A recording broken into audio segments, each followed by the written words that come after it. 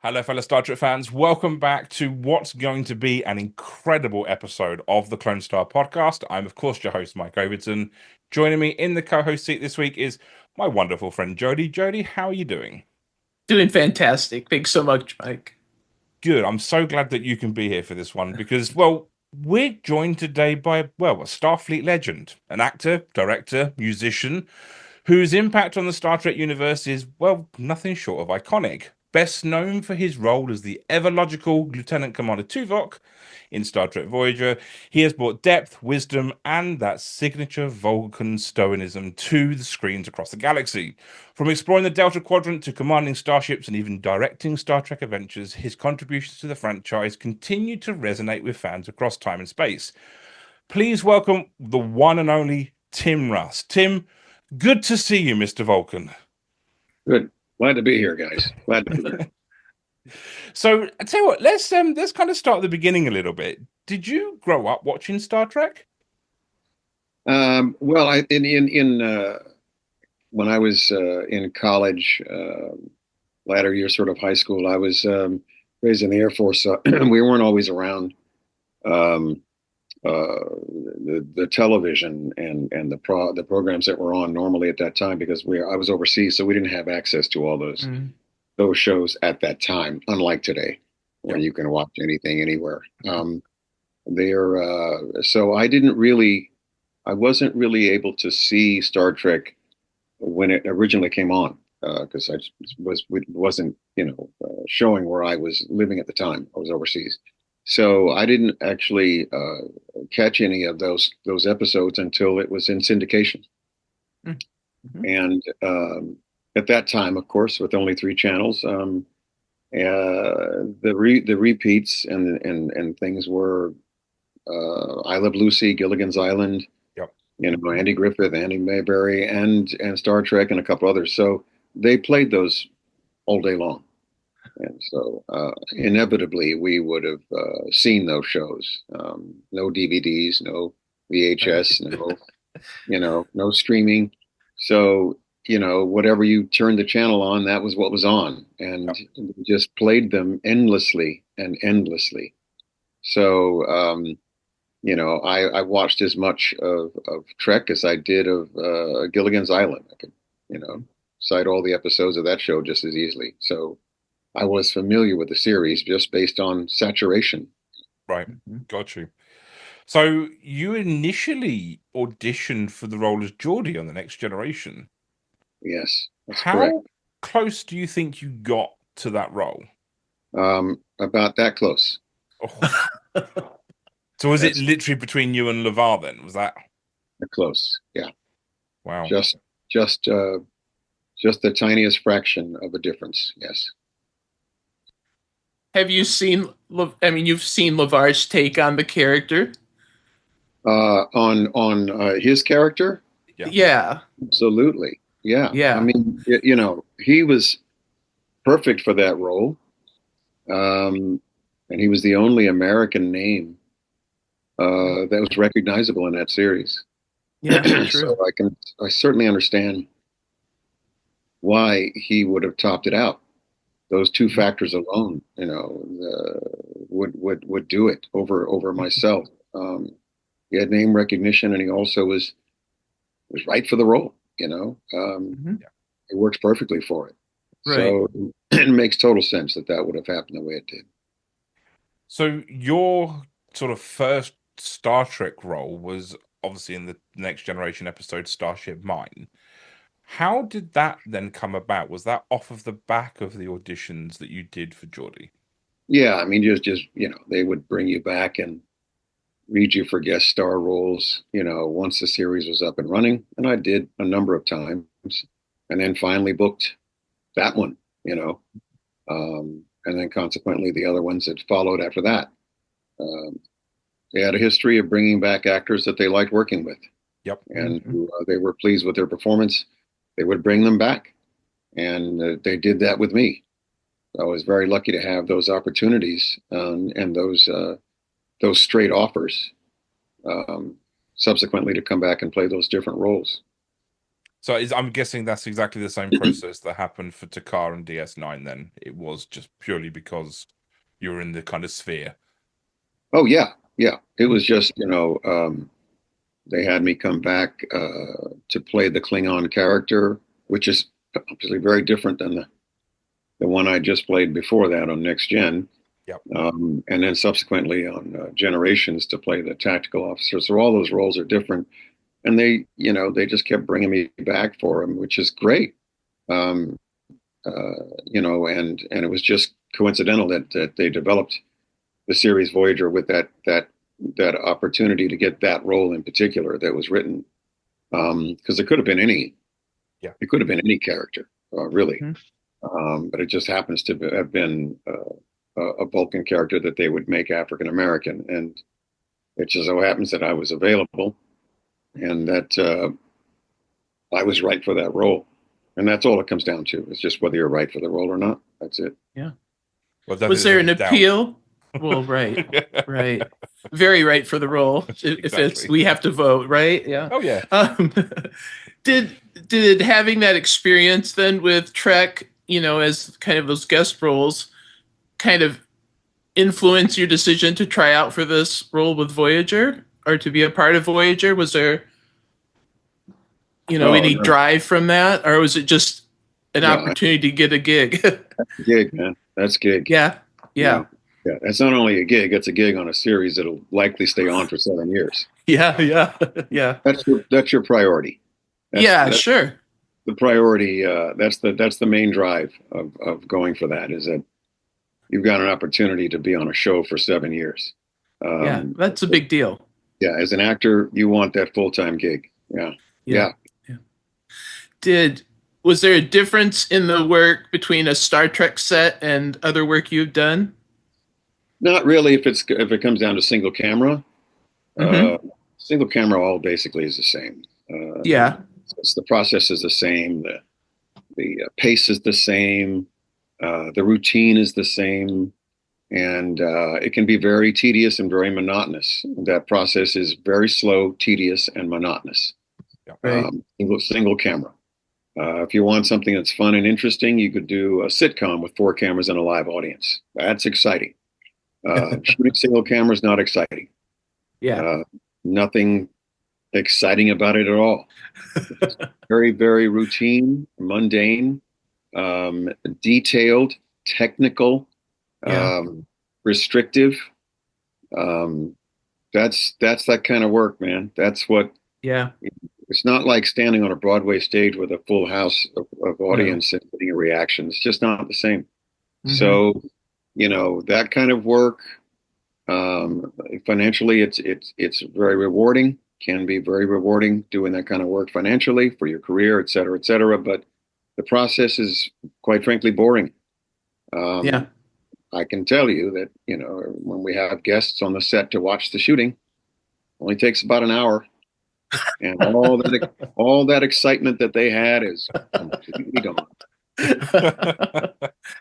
I can understand. I understand where you're coming from there. It's gone. Yeah.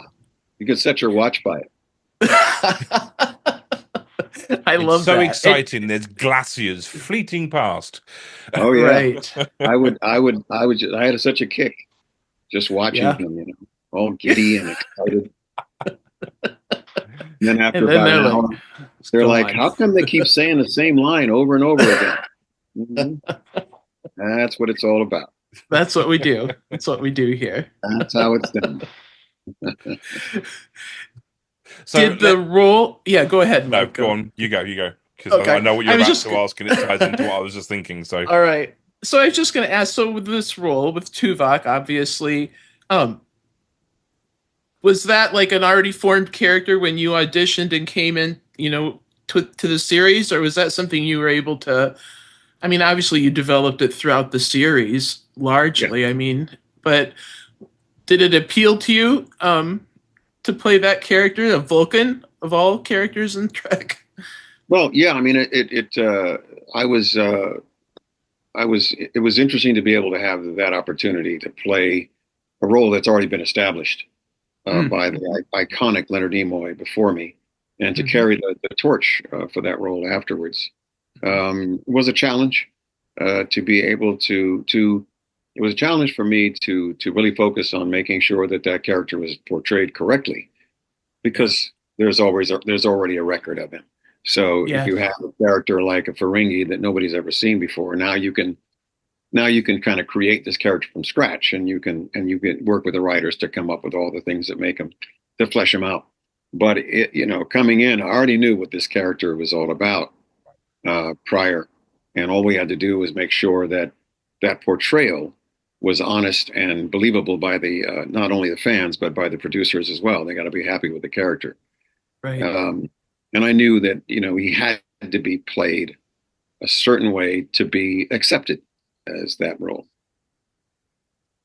So, keeping with that, then, how did you make Tuvok different from what we had seen of Vulcans before? Well, he's not half Vulcan; he's full Vulcan. So he's very comfortable in his skin, compared to Spock's character, who had to choose. We had to choose which side to remain on. And that must have been, for that character internally must have been very difficult, that struggle back and forth. I didn't have to worry about any of that. So I'm comfortable in my skin. And at the same time, the writers and myself, over time just develop and flesh out that character to give him some space, give him some layers. And you have to do that with any character on a series. It comes with the territory. You give the template, which is what I come in with. Is the template. That character's a Vulcan. This is how he looks, walks, and talks when he comes to the door. And we got that out of the gate. And then you start layering in. He also has a family, which Spock's character didn't have. He was already married. Spock's character didn't have that. So we have all that background. So when we do an episode like Innocence with the children, you get a chance to see of how he might have raised his own children in that episode. And that was the purpose of that episode, in fact. To give insight to how he might have raised his own kids. And that's unique to that character, I think it's interesting what you said about, Tuvok being like fully Vulcan.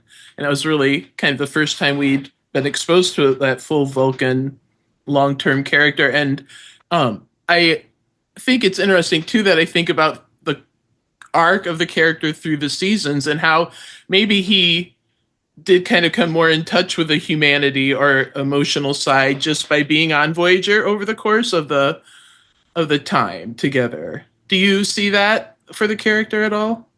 Yeah, I think that what happens over the course of that time is that because you're in that very unusual circumstance of being stranded in,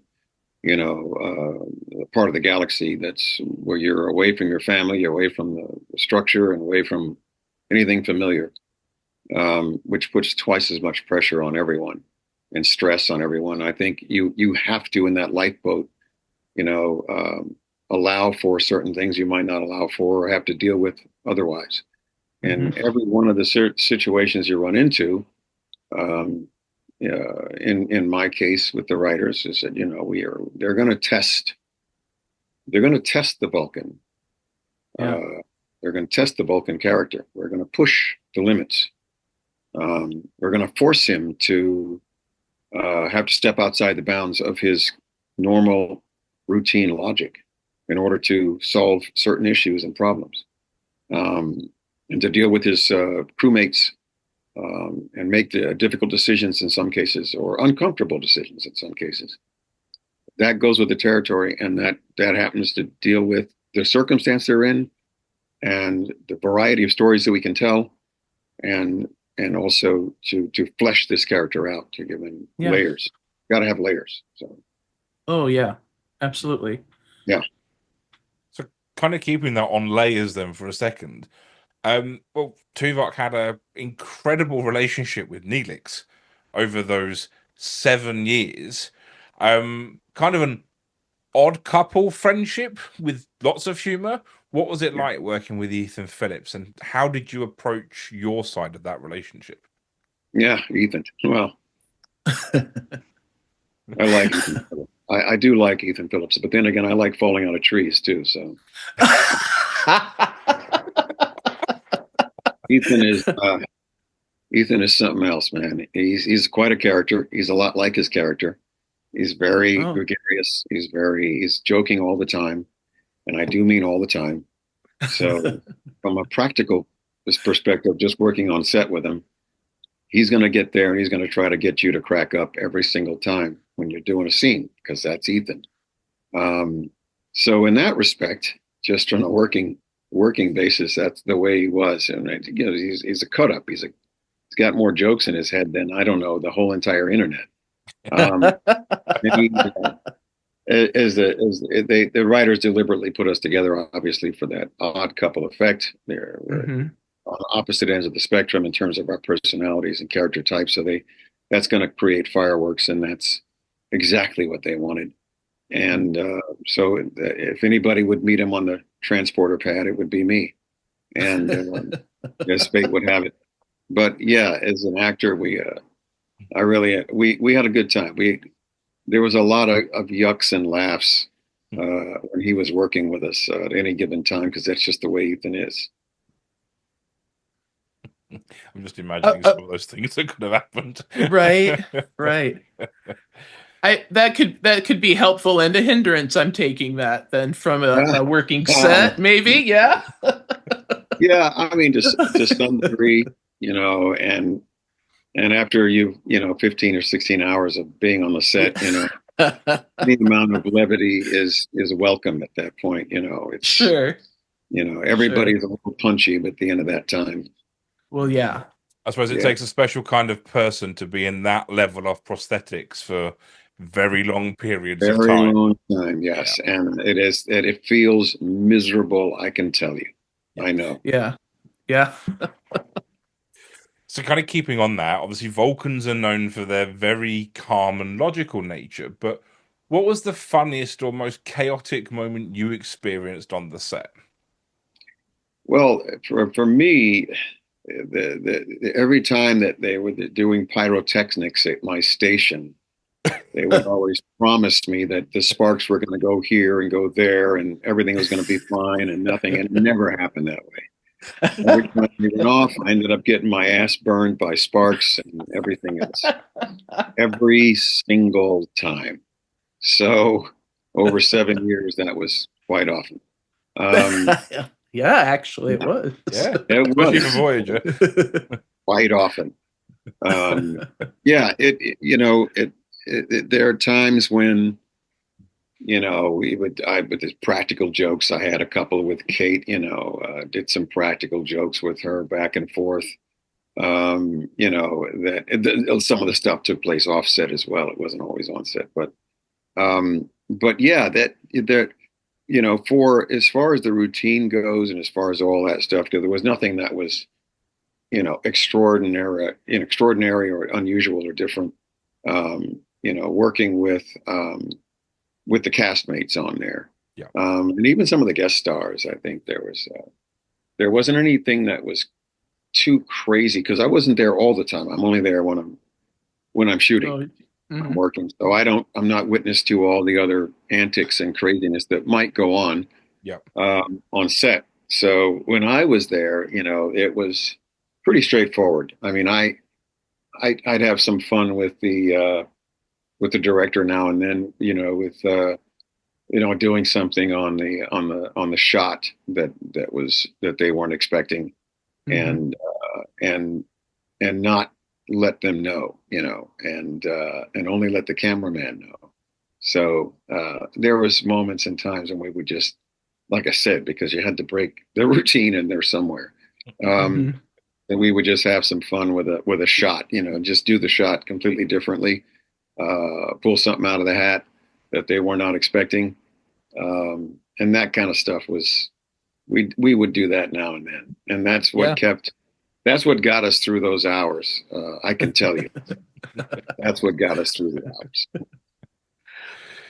I wanted to also ask, kind of along the lines of pairings on the show. You also, I think Tuvok as a character had a pretty close relationship with Seven when Seven was on the last part of the series, and there was a unique friendship that I think evolved with the two of them. So how that was a very different relationship from the one with Neelix, obviously. Yeah, 100%. Yeah. So, can you talk a little bit about that and working with Jerry? Yeah, Jerry was a consummate professional. I mean, she'd show up, she always had her dialogue down. She was always ready to go. She performed it well. She's very focused. And from an actor standpoint, just working with an actor, she was great. She was always prepped and ready to go. And the characters are very, when she first comes on, she's, been Borgified to some degree. So she has, her emotions are mechanical, not dissimilar from mine. So we were on sort of the same plane for a little while, and then eventually she would evolve as her character becomes more and more human, which is how it was supposed to be. Yeah, right. And so it was good. It was kind of interesting to be able to have that type of relationship with her. Compared to the one I had with Kess and the one I had with Neelix, right? It was very different. So and I like the way that the writers sort of peeled back the onion layer by layer as she became more and more understanding, more and more human as every episode went by, and that was great. I thought it was a good evolution in her character. Yeah. And a good evolutionary process in our relationship as well, for myself as a mentor. So it's cool. Yeah, it was I think it's maybe one of the underrated friendships on Voyager. But I think it was an important one for both characters. So it was well done. Yeah. So, especially in the later seasons of Voyager, it had some pretty ambitious visual effects. Did you ever find it challenging to act against CGI elements such as Species 8472, for example? Yeah, no. Well, if it was a character, a lot of our characters we had were people in alien costumes. But as far as working on a green screen or working on opposite a ping pong ball, in some cases, because that's essentially what you're acting opposite of. It's not unusual because acting on camera, as I said earlier, is a technical business. It's a very technical process. So, if you're a heavily method actor who has to have the actor on the other side be an actual human being or person or something that you can relate to, you're in trouble because that's just not the way this kind of stuff works. Single camera, sci-fi, fantasy, you're working opposite of God knows what. I've had to act opposite of a piece of red tape on the inside of a matte box of a camera. And that was who I was speaking to. Is there a piece of red tape literally stuck on the inside of the matte box of the camera? Do they teach you that in acting classes? Nope. Do you get to learn that? Nope. You don't get into that at all. That tape is only that far from the lens. So if you look to the left just a tiny bit, the whole shot's over with because you glanced into the lens. So you can't look into the camera lens. You buzz the lens, the shot's no good. So it's all of those things make that process very technical. So the special effects are just another aspect of the technical. It is immensely technical. Even nowadays, with even more advanced CGI and things like that, you're still having to compromise. You have to really be flexible in how you are working, portraying the character, because you don't know what circumstance you're going to be in order to make the shot look like it's going to look when they're done putting the post in. It's just the way it is. It's a technical process, and you have to be willing to and able to work under those circumstances.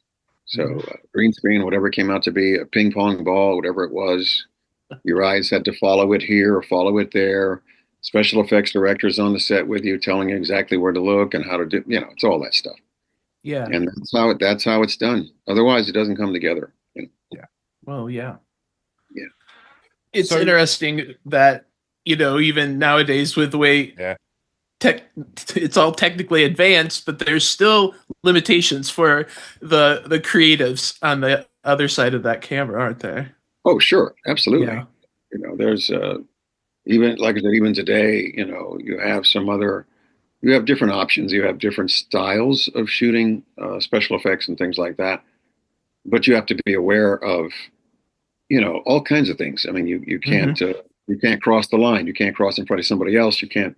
There's all these things you cannot do because you'll mess up the shot. So, and they can do so much more now than they could before. Yeah. But still, the process is still technical. It's still a camera that's still recording video, and they still have to have the template to work with in post. So if that template doesn't work, then that effect does not work. Now they can put things in and take things out at will nowadays, which they couldn't do as easily back then. Yeah. I think we had one shot. There was one shot we had back then that was they could roto some things out back then, but it wasn't easy and it was expensive and time consuming. Now they can take it out in a blink. But there was a shot with a 20-foot ladder in the background that we had that they had to reshoot that whole scene because there was a 20-foot ladder sitting in the back of the shot on the stage. Somebody forgot to take out. Nobody noticed it. Now they can just take that ladder out in about 2 seconds. Just remove it. So you don't have to reshoot the scene. It costs a lot less just to go like this and take it out. And that's the difference now compared to what we did. So it's a whole different thing. The post power is absolutely frightening what you can get away with. Doing on the backside of everything. So it's working in the front side of it, could actually end up being even easier and not as complicated because of the fact that you could have an actor wearing the suit with the ping pong balls, or it could have an actor wearing something else in front of you and actually be able to relate to that person as human, even though it's an alien character instead of a ping pong ball, because obviously they just take them out and put somebody else in or put a thing over them. That's it. They can do it now, man. It's so much easier now. Yeah. I suppose there's an element of trust as well, isn't there? Because if you are acting against a ping pong ball, you have to trust that the director's vision and everything else is all going to sort of come together. I suppose if you're acting with a person, you've got something to play off of. Yeah, sure. Well, your performance is still going to have to be at the same level. Yeah. Whatever it is, whoever it is or whatever it is you're relating to has to be the same level. Your reaction have to be the same. They have to be believable. And and you've got special effects people there that'll make sure that you're looking in the right place and you're not crossing in front of something that's going to be blocked or whatever. You've got them on set to make sure that that's all right. But the director is going to make sure that whatever that performance is still believable as to how you're reacting to whatever's happening. If it's something that the creature does, you have to duck, you have to move, you have to do whatever. All those things they'll get right at the beginning in the can before you take it to post, and they have to put all the stuff in. They can fix it easy. Christ, now they can fix you on camera now. Right.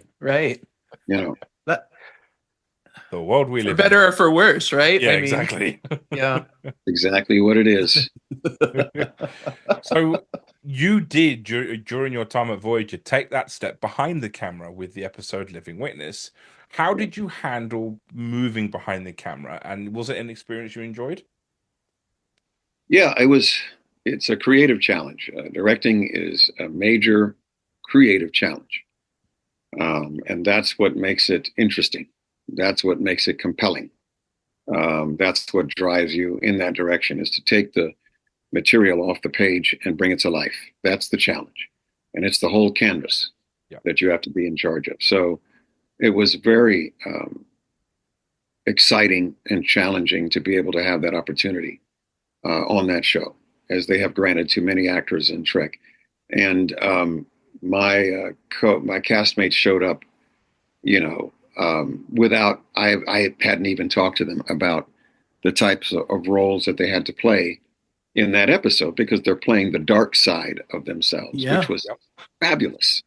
Yeah. And each of them had their own take on how they played the dark side. And it was just really marvelous to show up for each one of the scenes that they were in and watch what they brought, without me saying anything. I said action, and they just laid into it. And I was just so amazed. But of course, I'm working with professionals, so how could I be surprised about that? That was some of the most interesting and fun things I enjoyed about that episode, was being able to work with them, playing the parts of themselves that were evil. That is always the most fun, and great storyline as well, to be able to pull that episode as the story I was supposed to direct. I was so happy to have that story. I could have gotten a dog, but I got that one. It could happen. It could. You never know. And, yeah, it was great, and it was the theme was great. I love history and all the aspects and facets of how history is portrayed, how it's told. Yeah. And from whose perspective and things like that, which compared to today, which is the most documented time in human civilization is today. But in the past, not so much. And so, we don't always know what happened back then.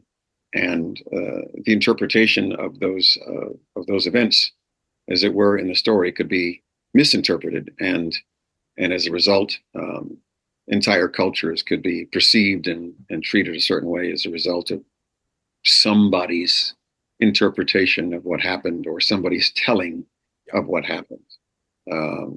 When those records were either destroyed or they're never kept properly. So it's a fascinating concept, that whole episode. I just love the fact that I got a hold of it. So it's very cool. Yep. It's another great episode from, I think me and Jody have both flat out agreed that season 4 was the best season, because it had some incredible episodes. This one especially. Yeah. Agreed. Yeah. I even think it's kind of a poignant episode for the current times that maybe we should all revisit and learn a thing or two from. Absolutely. Oh, yeah. Yeah. Well, in the fact that, the aspect of revisionist history, we have to deal with that right now, to some degree. That, we have people that want to change the history of the country, that want to revise how that story is told, and that it can have very significant impacts on the cultures in the country. So in Living Witness, a whole segment of their society was treated a certain way based on what they perceived happened in the past. If you take the history out of this country, a certain group of people, African Americans in particular, if you take away the teaching of slavery, then the people that come after that look at this group of people and wonder why their attitudes are the way they are, because you don't have the history. So if they're not aware of that history, it's never taught, never told, never talked about, then they're not going to see African Americans the same way. And that is directly related to Living Witness. So that is as in many of the Trek episodes, from the very beginning. We are talking about things that occur in real life. Yep. So, were there any storylines that you wish you could have explored more? I think that they managed to get a number of good storylines in for this character that I had asked them about doing early on. Right. And the main thing is putting Tuvok in a situation where his logic and his steadfast, strict adherence to the rules, et cetera, simply don't work, or challenged. Yeah. Mm-hmm. And so that he has to find another way other than cold, hard logic to solve the problem. And that's what I told the writers. We had to talk about that. So we had several stories that actually, Gravity was one, Rise was another. I defied the captain's direct orders, twice, I think, in order to save her life, which he would normally not do. And so I think we had some good challenges in there, As a general theme, that's what I wanted. I asked the writers to pursue in terms of storylines for him. Don't make it easy for him. Yep. Yeah. That challenge his way of thinking, challenge his flexibility, force him to compromise. The episode, forgive me because I'm terrible at titles of episodes, but it was where the crew was receiving the letters from home. Yes. And Neelix runs into like Tuvok's office and hands him his letter, and you put it down, right? He puts it down, and Neelix is like, aren't you going to read it? Like, everybody's reading it. And it was an interesting, like, that stress between that, like, urgency to read it, and then Neelix leaves, and then you see Tuvok lift it up and actually, like, oh, I guess I will read this now. Absolutely. It was so well played, and it was just such a defining moment of the influence being on Voyager, I feel, that had impacted Tuvok so deeply. Yeah. You can play with this character all day long. Yeah. Because he's a foil for human beings. He's the commentary on the human condition. That's what he is. Oh yeah, nice. Yeah. People gravitate to the character because he is so put together emotionally. And human beings aren't. Yeah. And he can handle all of this stuff and all this difficulty without getting upset, without showing emotion. And people that's just not the way human beings work. So people gravitate to this character dealing with situations that are that difficult, the way he does. And that's why that character is so compelling. Mixed in and working with humans is such a commentary on the human condition, and it's all humans watching it. It ain't Vulcans watching the show. It's human beings watching the show with emotions and with reactions and with experiences that might be very similar. Yeah. So that's it. You have to give Roddenberry his due for coming up with a character that was that, he's not a robot. It's not the same as a machine. He is a humanoid, and they have the most incredibly violent emotions. They have the most extraordinary emotions, and they have to maintain and control them.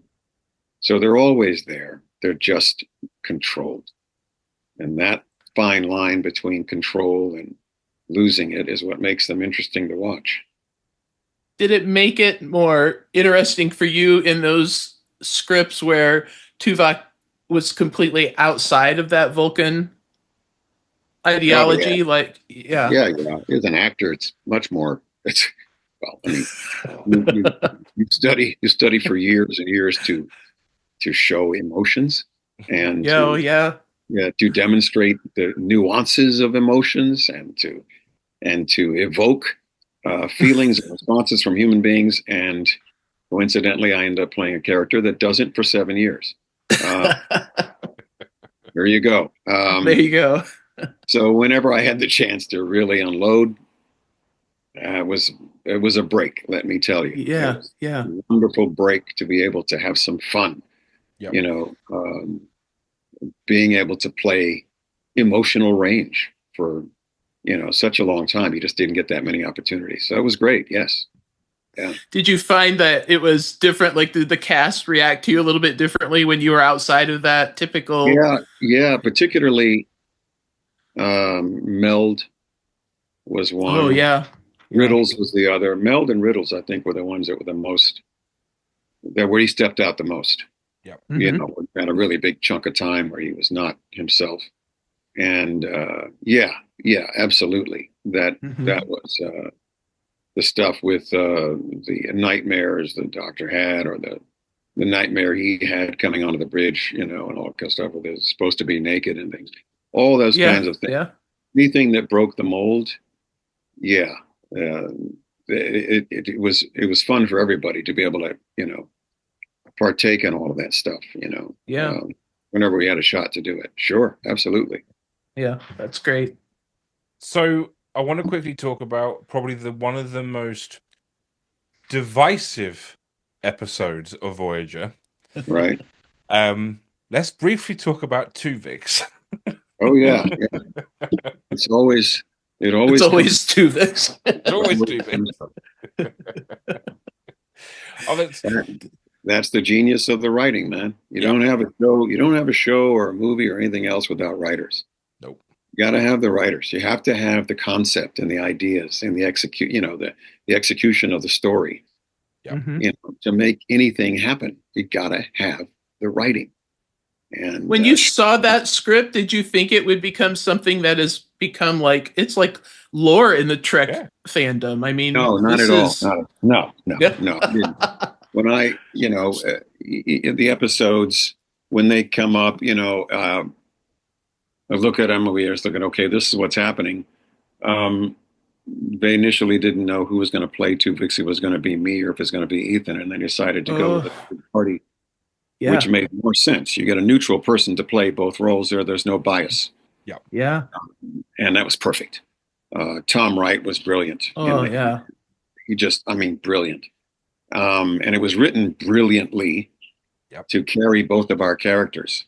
Had no idea that it was going to end up being as controversial an episode as it was. But the portrayal of the episode, you know, the captain at the very last shot of the episode of her walking down the aisle after she leaves the sick bay, everything is on her face.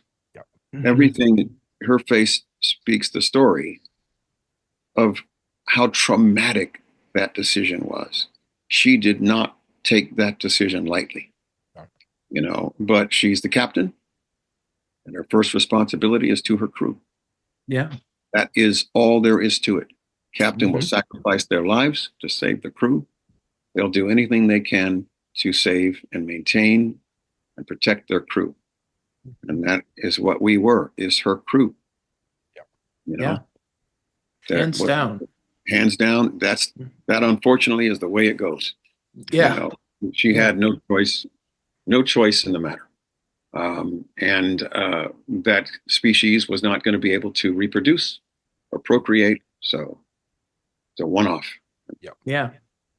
Her crew, one of her crew has family. Right. For God's sakes. You know, I mean, come on, man. You know, if she can bring him back, she got to bring him back. Yeah. Needs of the many outweigh the needs of the few. Yeah. And I think that final scene you referenced with where Kate Mulgrew's walking down as her character, she just played that just so spot on. Just you could see everything she had thought and felt. Yeah. Devastation. Absolute devastation on her face. She could barely make it down the aisle.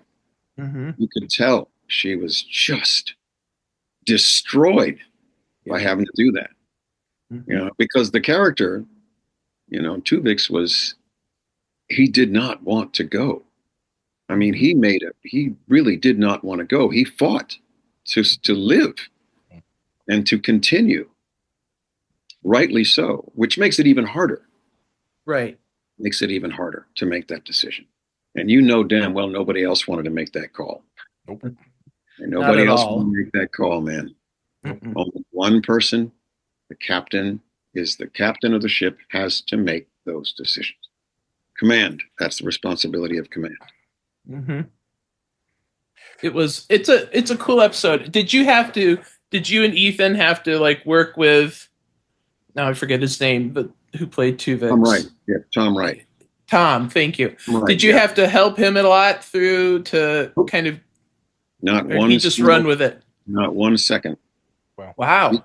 He came on because, I mean, he had material to work with. Obviously, he had, Yeah. watched the footage of us beforehand, and they wrote the piece such that even single lines of dialogue would jump back and forth between, Tuvok and Neelix, just within the line itself. Like one sentence would be me and one sentence would be him, and it was like, wow, that is so cool. Yeah. That is so cool. So they gave him the handles to work with for both of us. Yeah. He gave him the handles, and it had to be. You have to see the blend. Yeah. In those lines and those speeches and those reactions, you have to see the blend of us just constantly going like this. Yep. Yeah. It wasn't cut and dry. It's very much like that, and that's the only way to play that believably and make it work. And man, he made it work. Yeah, he really did. Yeah. Really did. Amazing work Tom Wright did. I know him well because we used to read, we used to go audition for parts all the time together. We would really? Oh, yes. We would audition all together many times. So I knew him. Mm-hmm. Oh, cool. Yeah. Oh, that's awesome. So I love that. That's really great. I'm going to ask you the Adam Driver question, which we ask all of our acting guests. Now, Adam Driver is famous for saying that he cannot watch himself. Do you struggle to watch yourself on screen? No. No? No. I don't have any problem with it. I've watched a lot of the work that I've done. I've watched some of the stuff I haven't seen because I haven't seen it. I missed it, for a reason. Episodic stuff I don't always catch. But I've seen. I have to have, in many cases, access to the material because I have to put together a demo reel. So I have any choice but to watch, and I have to pick and choose which moments I want to put on the demo reel. So I have to be very critical of what I'm looking at. Otherwise, I don't have a demo reel that's up to date. So I am going to have to see my work, whether I like it or not. Yeah. And most of the time that I've done it, I've been pretty happy with how I portrayed it. It's been okay. I mean, there's a couple of things I would like to have done differently, or here and there, minor things. But it doesn't bother me to watch it. It doesn't bother me at all. Mm-mm. So, good. Over the years, Tuvok has obviously remained a fan favorite character. He's returned in a couple of spin-off shows since, such as Picard and Lower Decks. What do you think makes him so enduring? And if given the chance, would you like to explore more of his story in a future Star Trek project? Depends on if they call me, if they call me to work, that's a gig. That's a gig. How much does it pay? How long is it going to take? When is it? Let me see the script, all that good stuff. Yeah, no, I have a problem playing the character of resurrecting. I've already done it once. So if they, it's just a matter of them, the phone ringing or the email coming through. Right. It was very good to, again, the character's enduring because of that, the nature of that character. The Vulcan character is extremely popular. Yeah. Right. Just pure and simply popular. And it's a great challenge and a great commentary on the human condition. It's just wonderful. So, again, putting that character in charge of something or making him responsible for something, watching how that character is going to play that scenario, that's what everybody's looking for. They're looking for the train wreck. They're waiting for the train wreck to happen. The car crash. I'm waiting to see how this character reacts to something that doesn't make any sense. Yeah. How does this character react to a human that is not making any sense, that's challenging it, that's doing this, that, and the other thing? That's what everybody wants to see. So to the reason they bring this character back is obviously for those reasons. In Picard, it was because I'd had a special relationship with Jerry's character prior to that. So that makes sense that I would be there in the rank that I was as captain and giving her the promotion. And it was great because they did the little twist on that. I mean, initially they had me in there, and everybody didn't know whether I was even alive or not. Right. Yeah. That they played that relationship between she and I, because as the changeling, she's challenging me to see if I'm the real person. Yeah. And then later on, when she thinks that she's going to have to resign, I tell her that she in fact gets a promotion for what she's done. So it was brilliant. Incredible. It's brilliant. Incredible. I love that scene. You don't have anything without the writers, man. No. You gotta have. I get that, and I totally agree with you. But you cannot undervalue what you bring to those words. You bring those words alive, and you've established a character that has resonated with a fandom for decades, well past 30 years past the series. And so I'm going to challenge you on that, sir, because it's story. At the end of the day, it's all storytelling. Yes. And you do have the actual characters. If you're reading it in a script or a book, it's just words on a page, and you're imagining what this character is like, what they look like. When you read a novel, it's the same thing. You have in your mind what these people look like and the characters look like. And so the actor's job, is to bring the character off the page and give him a walk and talk and bring him to life. So there is that aspect of portraying the character. But boy, if you don't have the material to work with as an actor, you are in trouble. I get that. I'll give you that. Dire straits. So I know because from a directing standpoint, I've been offered projects to shoot, and a lot of times I have to tell them that the writing is not really we can't you can't really shoot that because it's just the writing is just not up to par. It's just not it's not there in the storytelling capacity that it needs to be. You've got to work on being able to tell the story accurately and efficiently and emotionally, and without the holes in it and without the contradictions and all kinds of things like that, and make it believable to the audience, or making it interesting to the audience. So you've got to have the text, man. You've got to have the word, to make the story, to give the actors the handles to work with, give them something to work with. Yeah, sure. Bring to life. I look at a page of dialogue, man, and sometimes it's like, oh my God, it's euphoric because it's written so well. I don't have to change a single piece of punctuation or anything because it's just phrased just right. And the point is made and the arc of the scene is done just right so that where all the beats are, where the reactions are.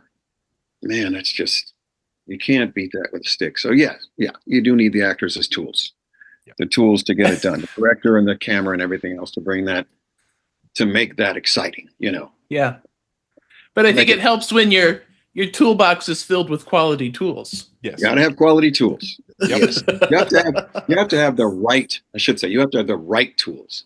Yes. Right tools. Because, in reality and honesty, everybody in my cast, I can tell you, are very much like their characters. I can tell you. I worked with them for 7 years. I know. Right.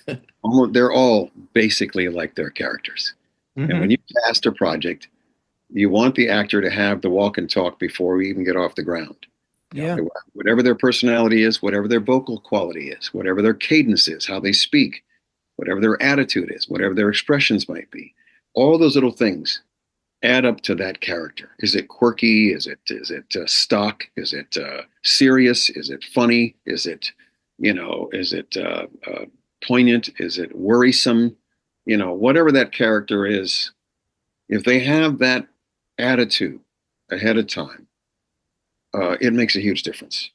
I can tell you because my friends all, are always, picking fun at me or poking fun at me because they keep saying that I have, a lot of Tuvok's traits in my own personality. So how much work did I have to do to portray that character? Not a lot. So I know for a fact that is an element that you are watching on the screen for almost anything. You know, you do know when you're watching something if that character is wrong for that.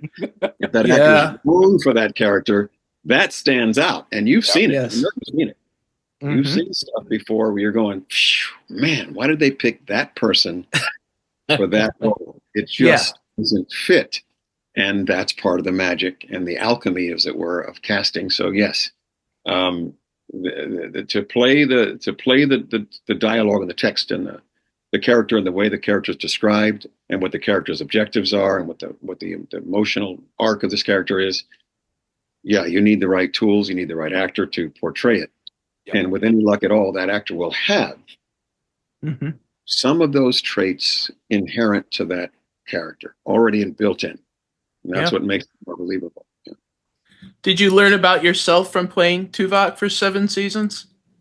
Not really, because like I said, it was the chicken before the egg in this case.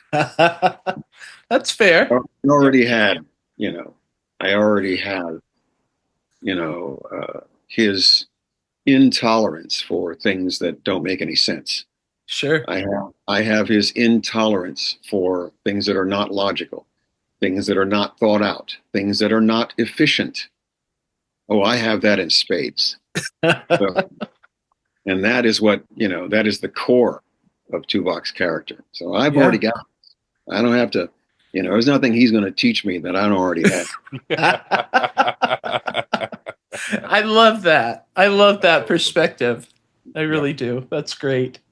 So obviously this year it's 30 years of Voyager, which I can't believe I'm saying. How does it feel knowing that Voyager has endured and is popular for over 30 years? It's no different than the original series, which has been popular since the 1960s. Yep.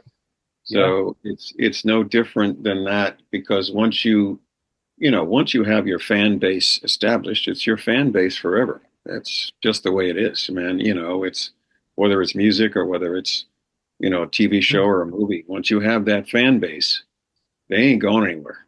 You keep going and look at all the different incarnations of this basic franchise.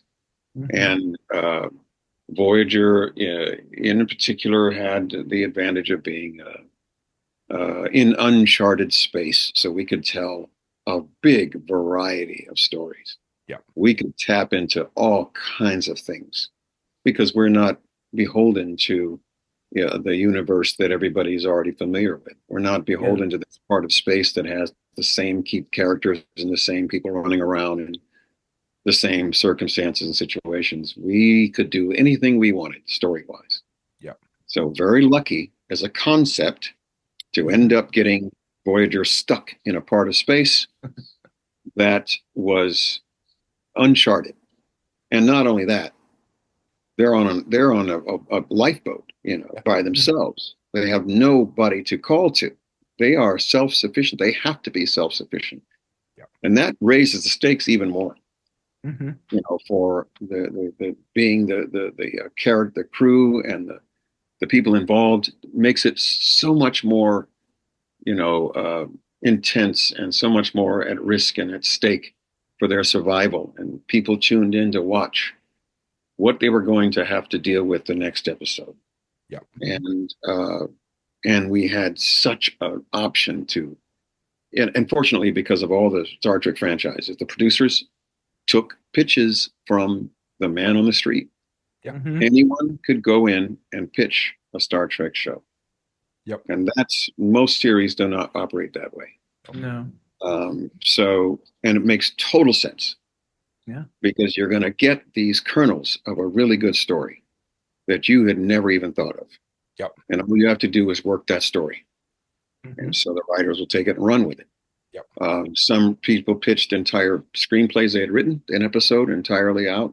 Some people just pitched 2 or 3, 4, 5 ideas at a time.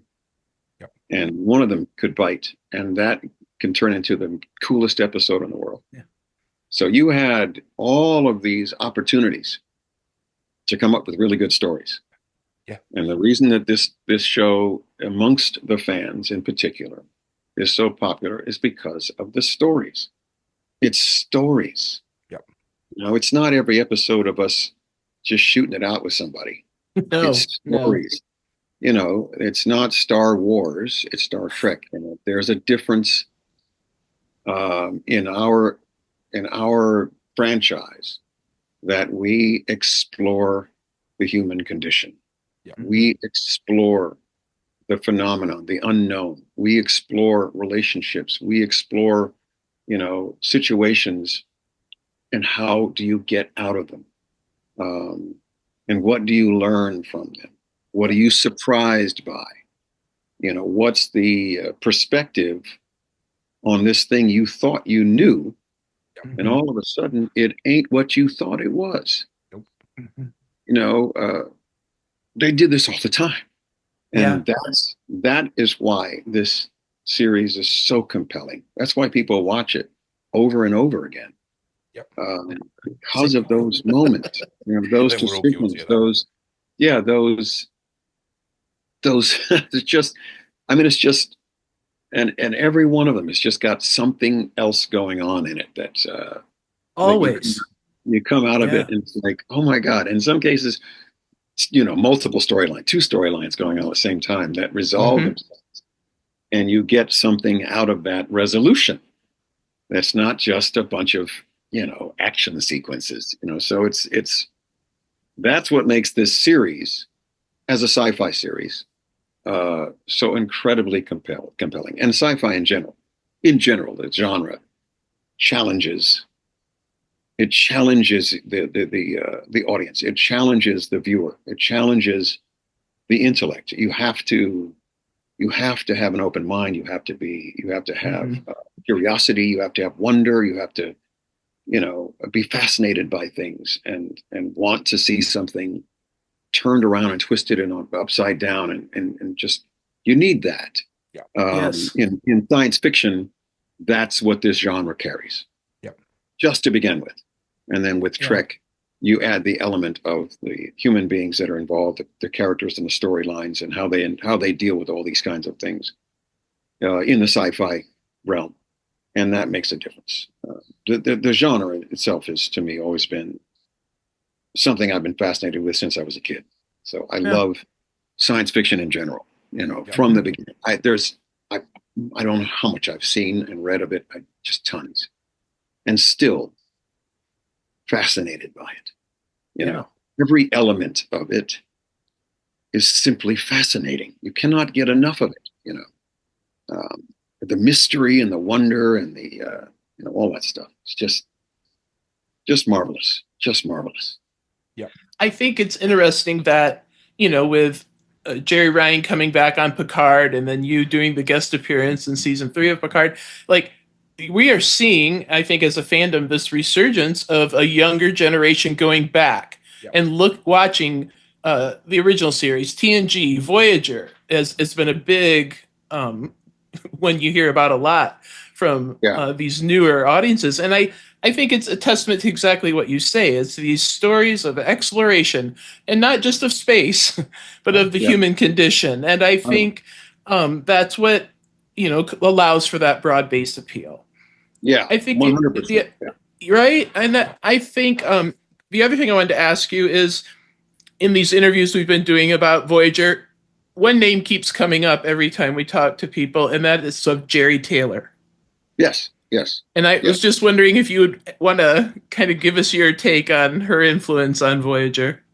Jerry was very interesting, creative, and wonderful to work with. A couple of episodes one of them at least was a heavy, that was one of her concepts that I just loved.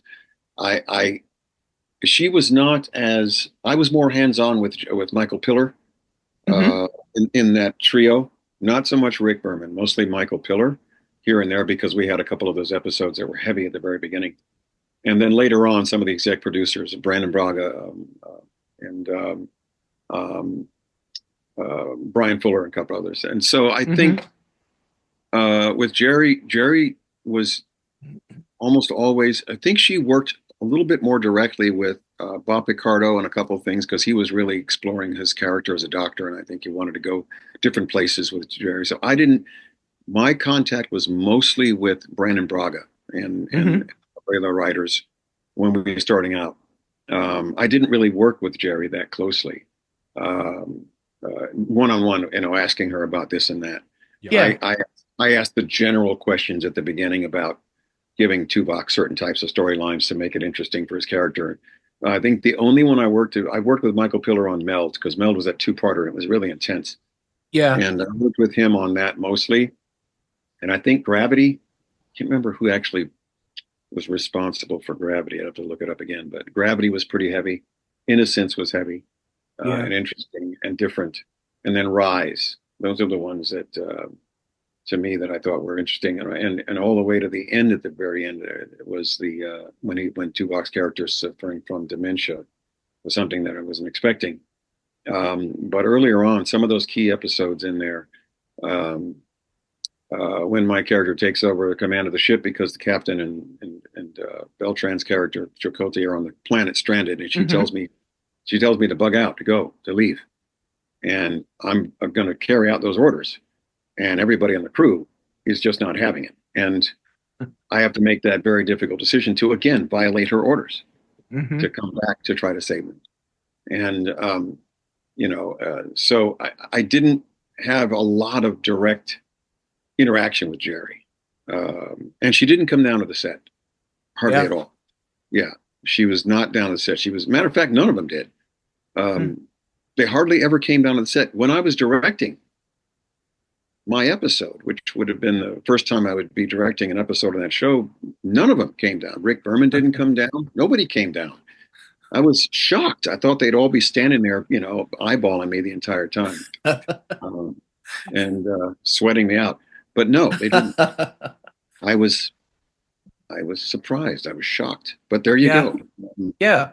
So they were not as hands-on. Yeah. As other executive producers that I've worked with on other shows. I can think of one in particular where they were, oh my God. They would be there. They would be there monitoring every take. Yeah. Monitoring every take that we took and giving notes as we shot. That's crazy. That's crazy. The only time, if you wanted to make a line change, you'd have to call it in. You'd have to call it into one of the exec producers and ask them if we could change this line or that line. The dialogue's very strict. And so you'd have to call in and ask them, can I take this phrase, or can I flip this phrase, or can I do this or that? And that's when you called in from the set and asked. But otherwise, they didn't come down that often. Once in a blue moon, they'll stop by, maybe with a couple of their guests or something, and they'll come in and watch. They never really watched much, Yeah, Interesting. They kept the dailies, and that would be it. Yeah. We were free to, and with the director, to work and do what we had to do, which is, I think, great. Yeah. Absolutely.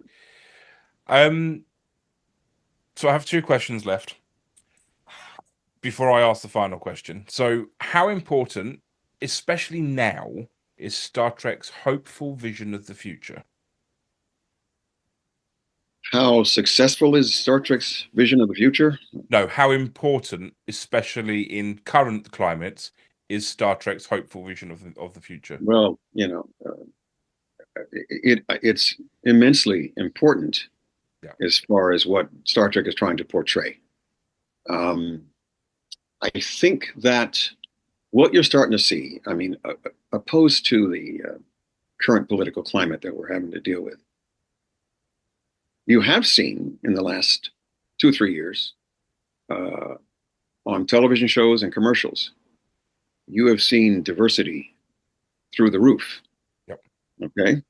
So privately, through private industry, through private entertainment and commercial corporations selling everything from toilet paper to lawnmowers, you have seen diversity.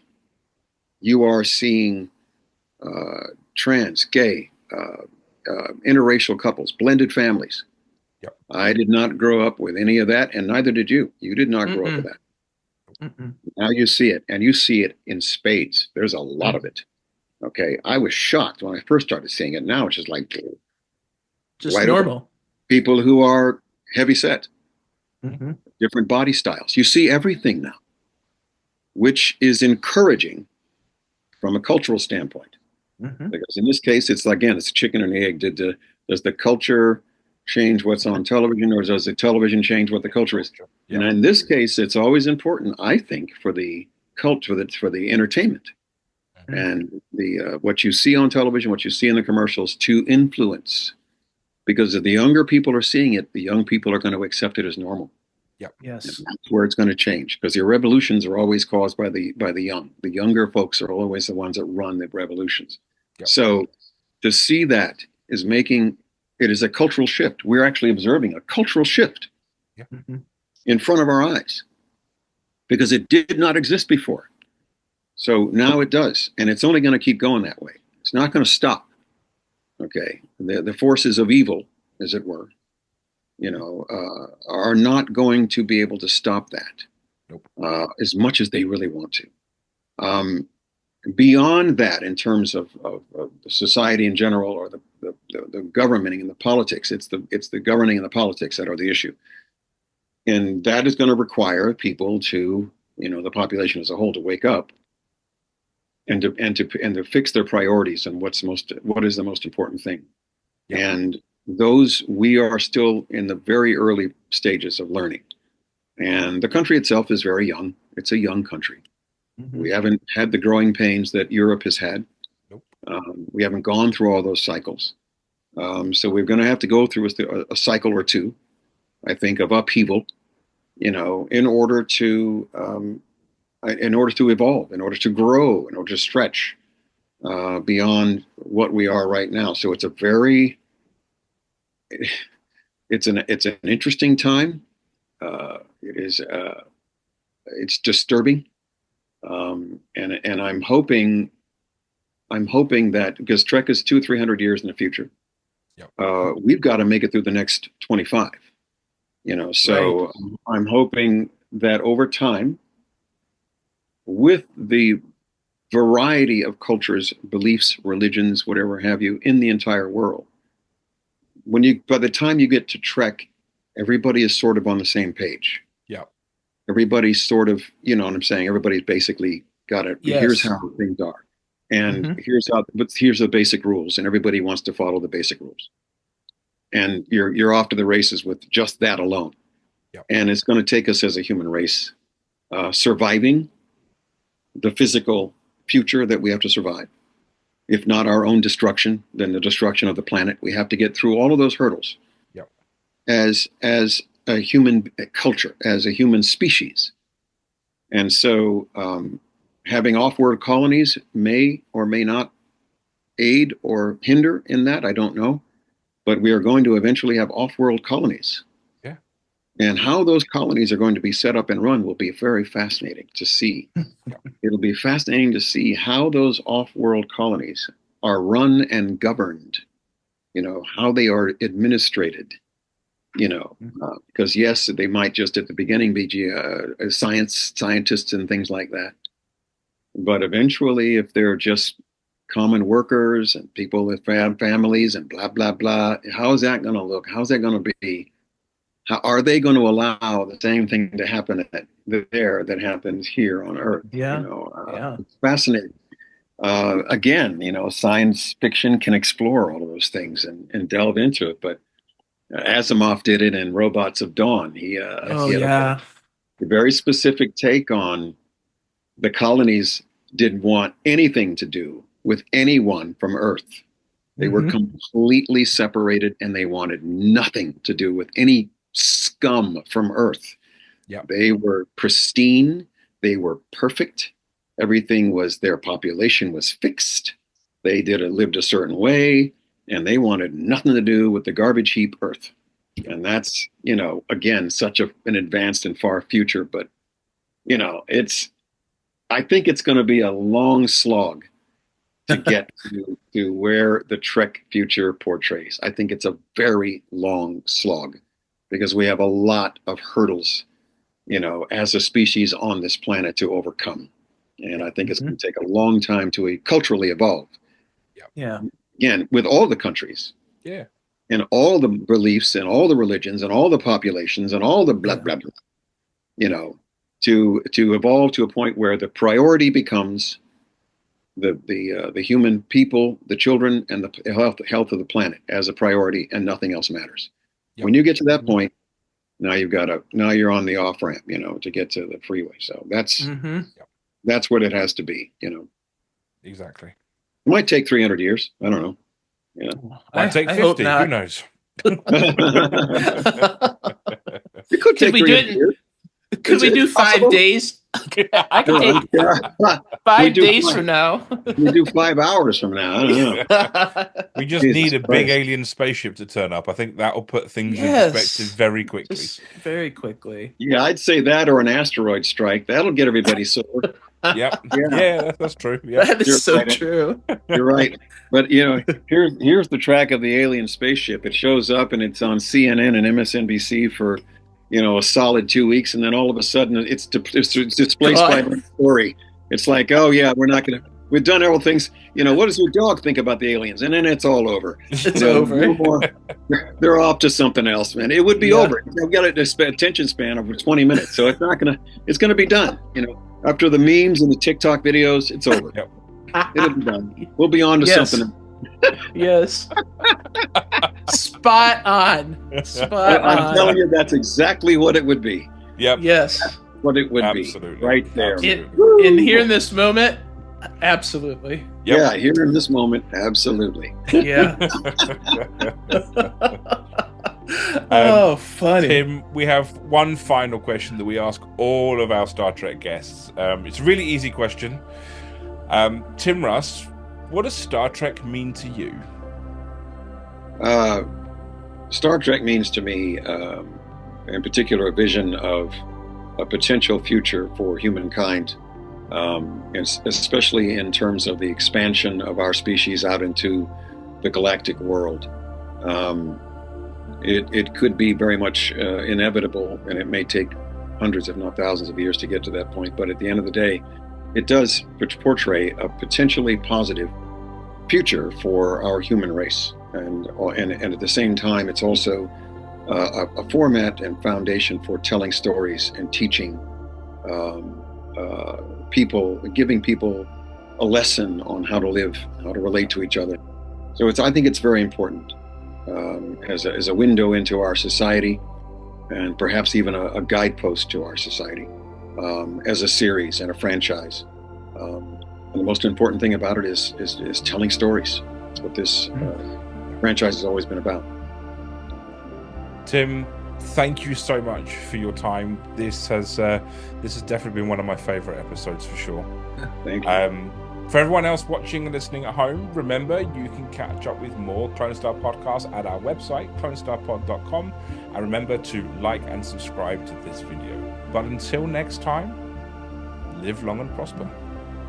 Live long and prosper. Have a good one, guys. Take care.